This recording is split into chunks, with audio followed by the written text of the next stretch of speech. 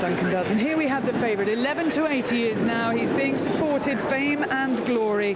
Class, class, class. He is a 4-time Group 1 winner, and he could yet be in the mould of Yates. I was nearly going to say the next Yates. There'll never be another Yates. So, a part of the Kipco British Champion Series, the Ascot Gold Cup, is this horse, Fame and Glory, another Yates. We'll soon find out. Jamie Spencer in the saddle. They're set. They're racing in the Gold Cup. And down near the inside, Fame and Glory began best of all, but still reined in. And down near the inside, Holberg going on from Managar. And here's Taster Hill, wider out with the big wide face, who's going to take it up. The Betchworth Kid is further back in the field as they settle fully into stride now and race up the home straight. And Aim to Prosper, looming up on the outside now, has gone up to join Taster Hill. So Taster Hill from Aim to Prosper, and just tucked in behind them is Holberg in the blue jacket of Godolphin from Managar. Tucked away behind Holberg is Fame and Glory as they settle. Followed then by Duncan on his outside, and then Ascot Tau is further back in the field as they continue their journey up the home straight on the first occasion. Casbar Bliss is tucked away on the fence, followed then by Brigantan. Then Matrice, who's racing on the outside of Blue Bajan. Well back is Opinion Pole with a white cap. Then further back in the field, Geordie Land and company there with Fictional Account. And last is the Betchworth Kid as they continue their journey up the home straight, and Taster Hill setting a fair gallop, Mick. Yeah, the thing is with this horse, he just loves to get into a rhythm. He wasn't allowed to do that when he ran in the Chester Cup. Got the other ones here right at the very back. Haley Turner on the Betchworth Kid. She's going to leave her challenge. Latest of all, Fran Berry dropped right in also. Richard Hughes still having a bit of a job to settle Geordie Land at the back, but Jamie Spencer, he's got Fame and Glory in a good position just behind the leaders. He's not dropped a bit completely, but I think he won't be unhappy. So Taster Hill led them past the judge. A circuit to go on the Ascot Gold Cup by 3 lengths to Aim to Prosper. A length away then on the inside is Holberg as they swing very sharply right-handed past the stands. In fourth is Duncan, followed then by Fame and Glory, and then out deeper on the track is Geordie Land, improving now from Managar, and then Casbar Bliss the inner. A length to Ascot Tau from Blue Bajan, further back Brigantan, who's only got 4 horses behind him. Matrice is one of them, Opinion Pole another. Further back, Fictional Account of the Betchworth Kid whips them in as they run down past the 1.5 miles. So Taster Hill the leader by 3 lengths. In second place then Aim to Prosper up on the outside. Holberg still tucked away. Duncan is pulling his way up out deep on the track, and Geordie Land is widest of all as they run down now towards the mile. In behind them is Managar from Fame and Glory, still tucked away, racing a little keenly, followed then by Casbar Bliss and Ascot Tau, then Brigantan behind them from Blue Bajan, Matrice, the Betchworth Kid. Opinion Pole is second last, and last is Fictional Account. Body language tells you Jamie Spencer, he hasn't moved a muscle. He's sitting quiet as a mouse at the moment. Managar on the other hand, Kieran Fallon looming up sides him, travelling okay.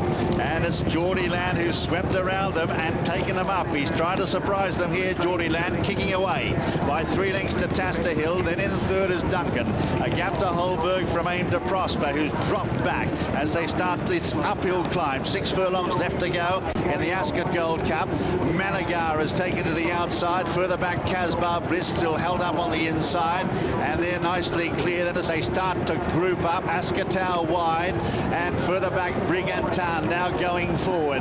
Further back in the field then is Fictional Account, but Taster Hill is being pressured here out in front, and on the outside Duncan. Duncan has now moved up to take the lead, so Duncan takes it up by a couple of lengths. Geordie Land has dropped right out, so Duncan kicks on here by a length and a half to in second.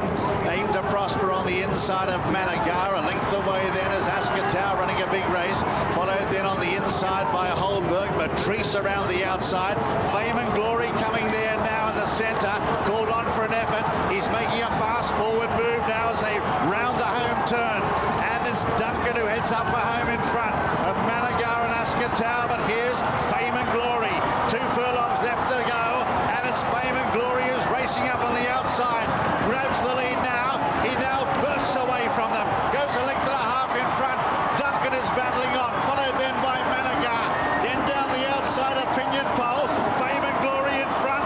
Opinion Pole trying hard. A half furlong left to go. Fame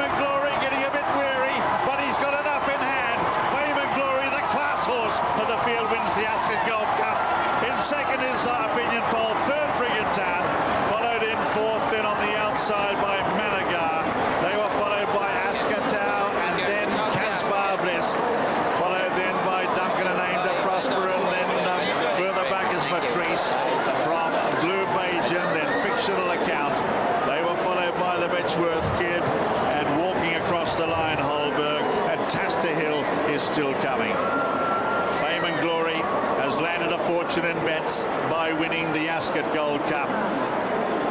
He's won it by about 3 lengths from opinion poll. Michael Barcelona.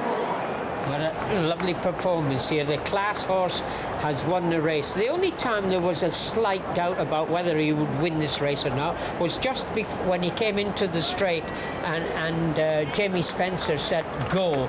He didn't get the exact response he was expecting. It took him about 20 strides before he picked up, because obviously a long race like that. Oh, there you are. There's happy. There he is. Good shot of him there. Fame and Glory. He's the son of Monsieur.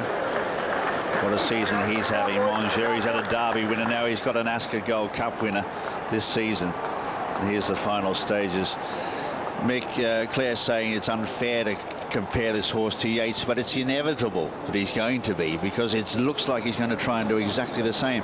And really, you could argue that probably he's done a little bit better than Yates coming into this staying group, because, you know, he won an Irish Derby, he was second to a champion in an English Derby, Coronation Cup winner, the same as Yates, but by golly, he's got all the credentials. He has, and Jamie has had every confidence in the horse. You could see when he sent him to the front, he meant business. He said, right, come on, let's see how good you are. I've got no worries about your stamina, and so it proved. And as a jockey, Jamie would have felt under pressure. He hasn't ridden the big races like he used to. Of course, he was formerly retained by the O'Brien stable in Coolmore a few years ago, and this will mean plenty to him.